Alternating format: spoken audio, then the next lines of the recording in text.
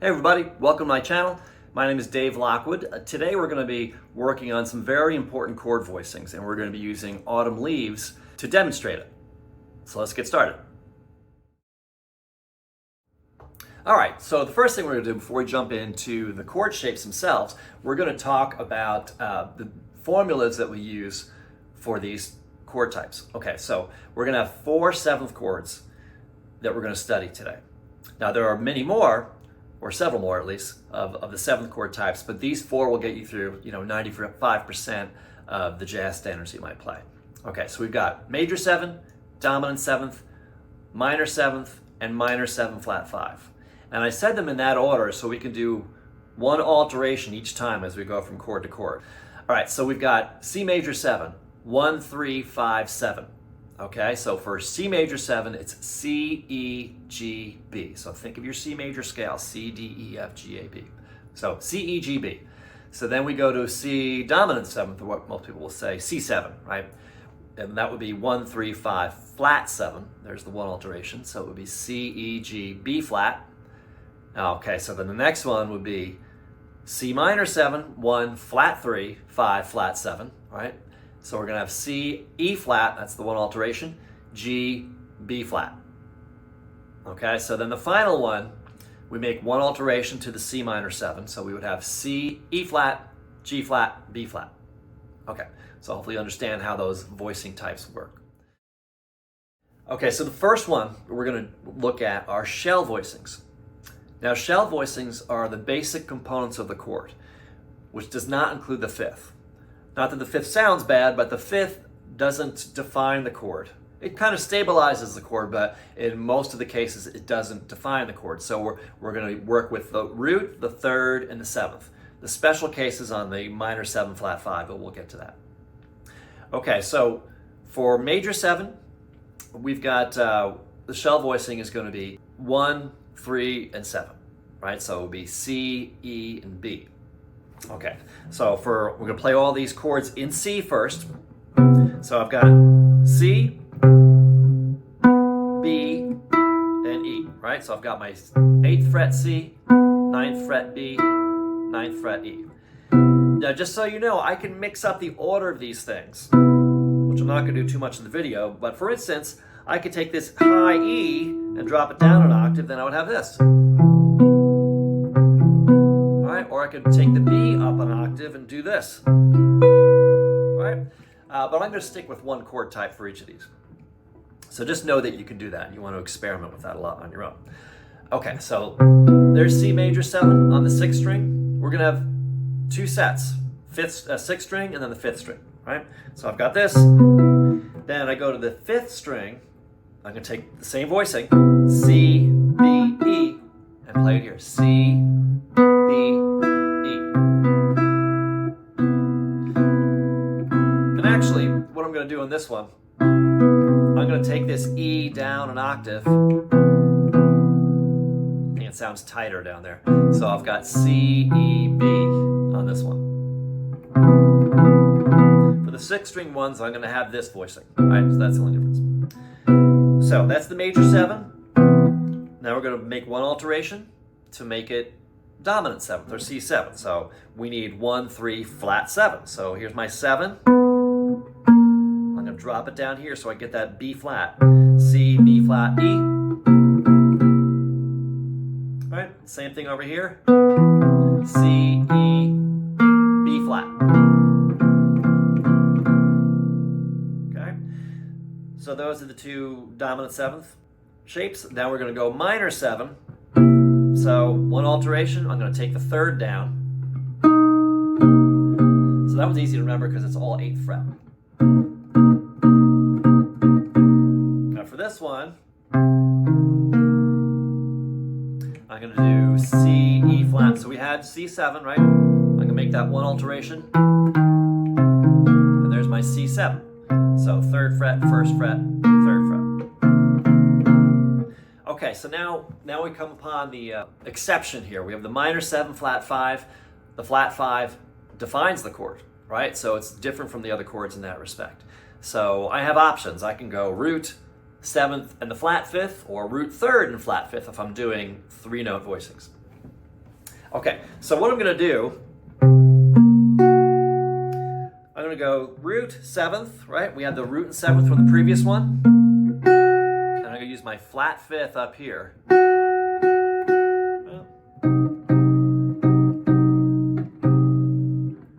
Yeah, so I'm going to do that. Sorry, had a moment there. So I've got root, flat 7, flat 5. All right, so for the one down here, I'm going to go root, flat 7, flat 5, like this. All right, so I've got C, B flat, G flat, C, B flat, G flat. Okay, so take some time to familiarize yourself with those voicings before we go on to the next thing. What we're going to do, we're going to apply them to the A section of Autumn Leaves. So let's go. So the A section of Autumn Leaves is A minor 7, D 7, G major 7, C major 7, F sharp minor 7 flat 5, E minor 7. So some people play 2 bars of E minor 7, but also other people play the E7 on that final bar because the E7 is the 5 of A minor. So it helps us bring us back to the beginning of the A section where we play that A minor. So that's what I'm gonna do. I'm gonna play E minor 7, then E7 for the last part. Okay, so A minor 7, A, C, E, and G, 1 flat 3, 5 flat 7. Okay, so we're leaving out the 5th, right, for these shell voicings. So what I'm gonna do, I've got A, C, and G. I leave out E.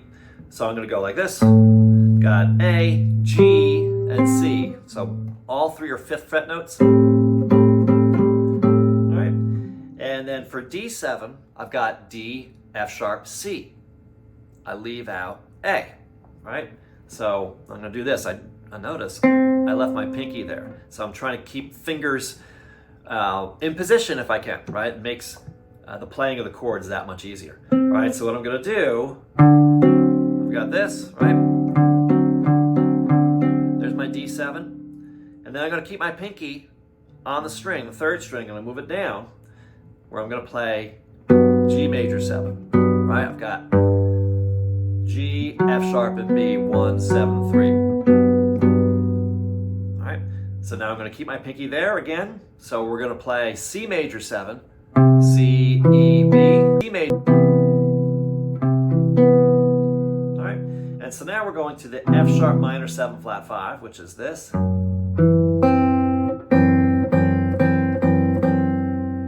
right, and then we're going to play B7. That's this shape again that we played for D7. We're just playing it in B now. With all these chords, the root is going to be on that lowest note. All right. Then we go, I'm going to stay on this string set and go to E minor. All right, there's my E minor 7. And then for the last bar, I'm going to go to E7. Right, so the only difference between the minor 7 and the dominant 7th is that we raise the 3rd from flat 3 to 3, G to G sharp. Now I could have played a 6th string E minor 7, but those are the open strings, right? So, but that's a possibility.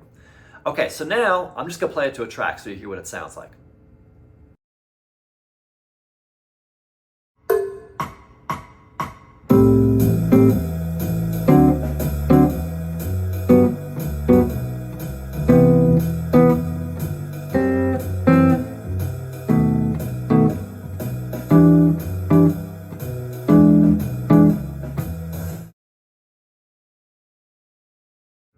All right, so for the next voicing type, we're going to look at guide tones. All right, so let's back up a second. So we've got, so guide tones are part of the shell voicing, right? The shell voicing was 1, the root, 3rd, and the 7th. So for the guide tones, we're going to leave out the root. So a lot of people call the 3rd and 7th together as guide tones. They define the chord. All right, so when would we use those chords? So for the shell voicings, we would use them when we're the only chordal instrument. Right, we wouldn't use it when we have a bass player because they're playing those low notes and we don't want to get in the way. Now for the guide tones, we can use them anywhere basically, whether we have a piano player or a bass player or whatever's going on, right? Because they're in a good range. They're not going to get in the bass player's way, and they're just the bare minimum components of the chord. All right, so here we go. So we're going to use the same chord shapes. But we're just going to drop the root. All right, so we're going to see how easy these are. So we've got A minor 7. All right, and then we've got guide tones for the D7, then we've got G major 7. I'm on the 4th fret, 2 4th fret notes. And then I'm going to back up and review it in a second, so you'll see. So C major 7, I drop the root, then I have this shape. And then F sharp minor 7 flat 5, I'm going to use this shape because the voice leading is going to be better. All right. Then I've got B7. So the F sharp minor 7 flat 5 is always the exception. Okay, so if I want you to look at how economical these shapes are. Right, so I've got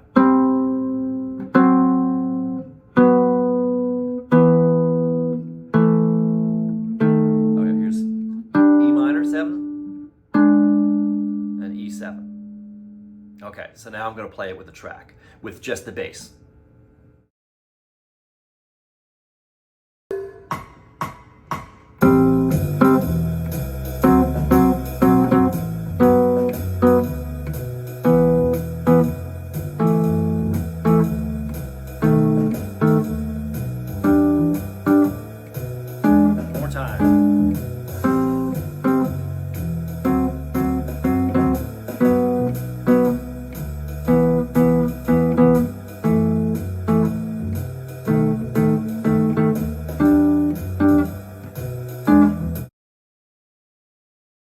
I hope you spent some time to familiarize yourself with both of those chord types, shell voicings and the guide tones, right? Because the next thing is going to build upon the guide tones.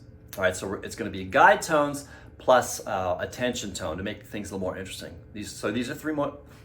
I'll try that again. These are 3-note voicings, and we're going to play them. They're great for guitar trio, guitar, bass, and drums. They add a lot of color. Okay, so let's start. So we've got. For A minor 7, so for minor chords, we're going to be adding things like 9s and 11s. And if it's in a minor key, in other words, if the minor chord is a 1 chord, we might add a 13, but usually just 9s and 11s. Okay, so I've got this shape here. So the 9, or the second note in the scale, right, above A, with the A root, would be B. I can play a B up here. I'm just combining it with these guide tones down here. So that's the nuts and bolts of the chord, and here's some color up here. Right? Or, let me do this. I've got an 11 down here, which would be the D. A, B, C, D. Now the 11, the 9, you might hear people talk about 9, 11, 13. That's really just the 2nd, 4th, and 6th notes of that particular scale in relation to the A root, right? So I've got my D here. All right, so this is a nice shape right here. So 5, 5, 3. All right, so now I'm going to go to my dominant chord. I'm going to use the 9, right? Here's my D, so 9 is E, right? Remember, 2 equals 9. All right? So that's my 9, and you may recognize it from what I call the James Brown 9th chord, right? So that's that shape right there. All right, so now we're going to go to major 7, G major 7, and on major 7s, you can add a 9, you can add a sharp 11.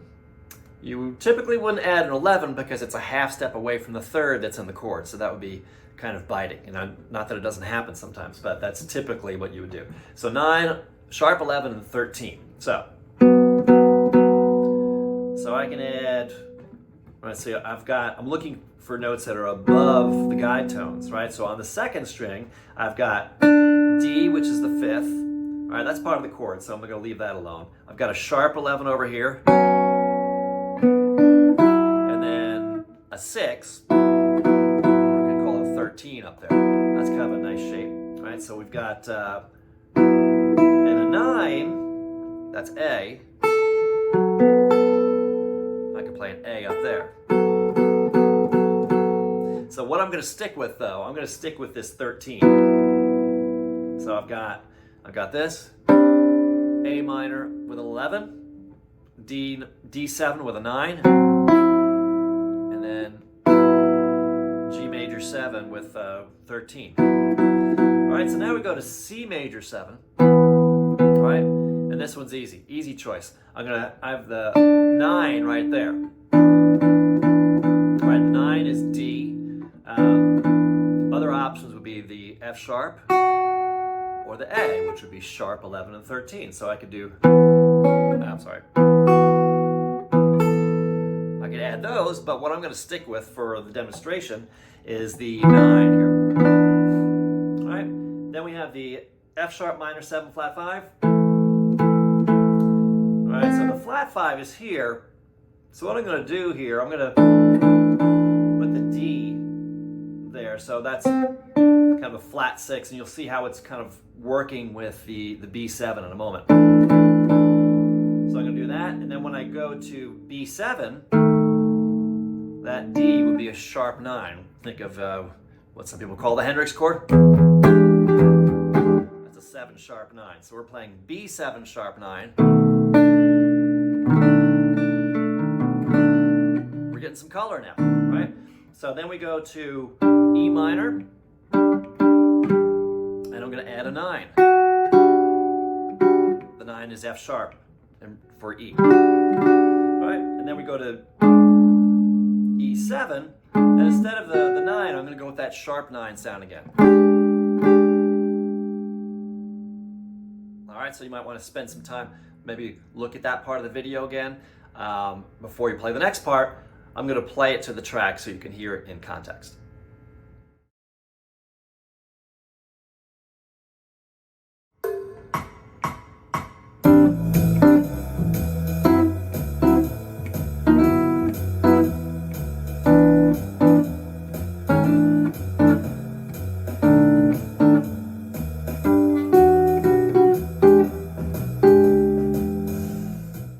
Okay, so those were the guide tones with tension tones above them. Again, they're great for playing with a trio where you have some space to kind of add some color. The last chord type that we're going to talk about today, we're going to do 4-part chords, 4-part 7th chords. Okay, so we've got major 7, dominant 7th, minor 7th, and minor 7 flat 5. Okay. And actually, I'm going to throw in diminished 7th because that will show up sometimes too, and that will be handy for you to know. Okay, so we've got, so for the 4-part, we can start with the 6th string. So the 6th string, we're going to do C major 7. Right, I'm going to go C, B, E, G, right? So 8, 9, 9, 8. All right, that's the 6th string one. All right, you may be familiar with that. So I'm going to play this one. It's going to be a slightly different voicing, but it's going to be easier to play, I think. So this one, again, might be familiar. If you played any 7th chords, that's C major 7, C, G, B, E. All right, so we've got this and this for the 5th string. So for the dominant 7th, it's really handy, by the way, to use pick and fingers so you don't have to strum everything, because I can't strum this unless I put my 3rd finger down here. All right, so if I use these 3 fingers here, I can get that kind of sound, which is invaluable when you're comping. Okay, so I'm going to do that, right? So I'm going to use my pick and then fingers up here. So I've got 8, 8, 9, 8. Right? So here's my dominant 7th. I took this shape and dropped the 7th down here. All right, so same concept over here. I've got 1, 5, 7, 3. I'm going to drop the 7th, so I get this. I'm just hiding my 2nd finger so you can see, right? That's my C7. All right, so now I'm going to go to minor 7, right? So I'm going to keep altering the chord shapes one note at a time, right? All right, so I've got C7, right? To go from C7 from dominant 7th to minor 7, I go 1, 3, 5, flat 7 to 1, flat 3, 5, flat 7. So I'm going to take my 3rd and flatten it. So I get this. I like to finger it with the 2nd finger down here and a 3rd finger bar, but you can do it. You can do it with the 1st finger bar too. So that's C minor 7. here, I'm gonna do the same concept. I just flat the third. Here's my third right there.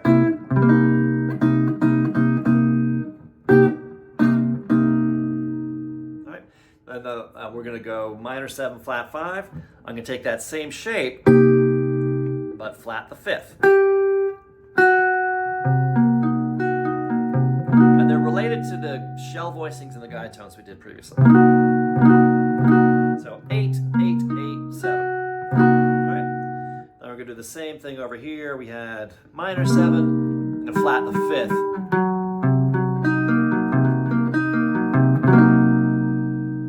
And then finally, we're going to do a diminished 7th, sort of as a bonus chord.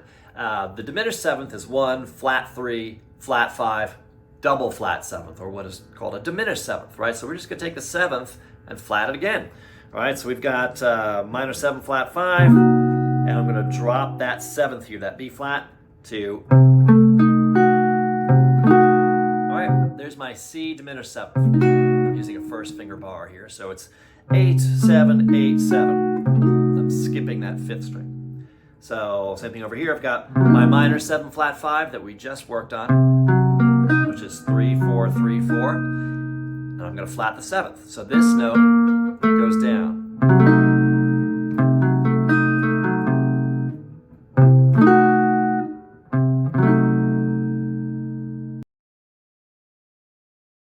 We're going to do, we've got A minor 7.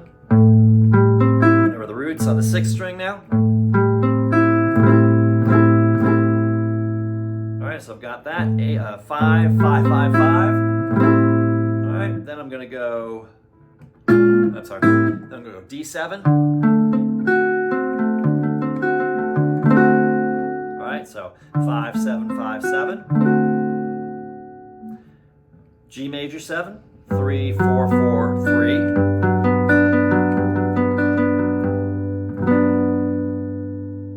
And then C major 7.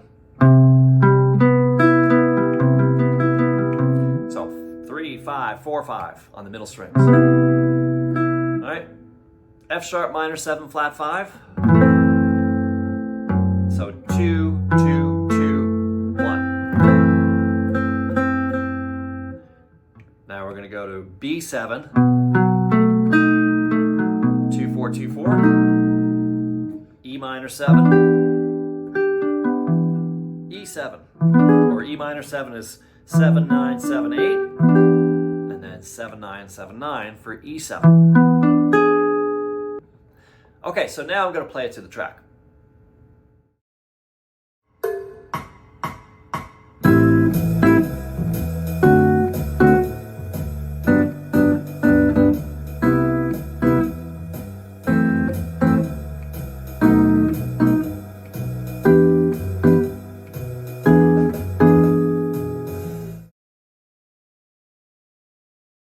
So the world of harmony on the guitar, jazz harmony on the guitar, is limitless.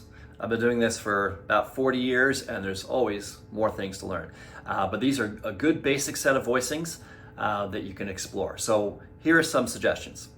What you want to do with this autumn leaves progression, the A section, you can start on the 5th string. We were starting on the 6th string here. That's where I decided to start, right? So you can start on the 5th string. In other words, I can take A minor 7, and then go to D7 over there,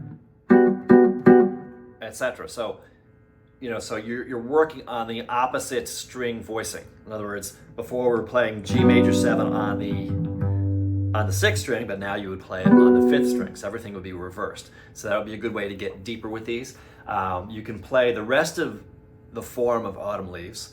All right, so you can pull up iReal book if you don't have that already. That's a great resource for jazz musicians. Find iRealB, download that, so you can play through the rest of the form of the song and just play these voicings with any song. And before long, you'll know them really well, and you know the fretboard better because you're having to kind of calculate your notes better. Now, other things to experiment with. We talked about the guide tones, and so you can use your octaves. Like say if I have A minor 7, I could throw this up here. I mentioned this already, but I could throw the top one down here so I'd have this shape. Right? right? I'm just using C and G. So any combination of C and G, I can even play it up here, that would constitute a guide tone, right? And so you'd have flexibility with this concept. So you want to work with that. And we talked about the guide tones with the extra color notes. I kind of went into it on a couple of chords where you can add the 11 or the 13, and I would experiment with that and see what sounds right to you. All right, that's it for this video. If you got anything out of this, click the like button. Also, subscribe to the channel and hit the notifications so you'll know when I come out with a new video. See you soon. Thanks.